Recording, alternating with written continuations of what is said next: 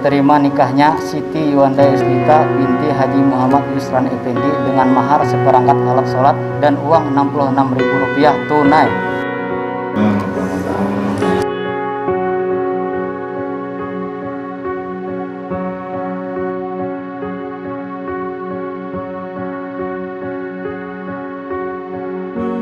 Sesungguhnya pada saat ini hati kami, hati ulun mewakili kepada ayahanda kami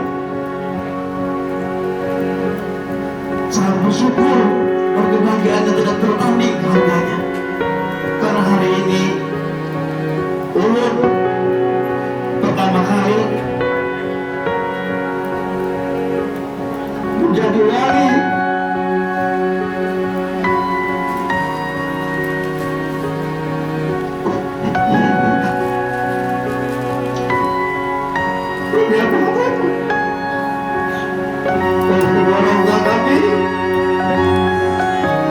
untuk kalian berdua. Semoga kalian diberikan kehidupan yang bahagia, yang sejahtera.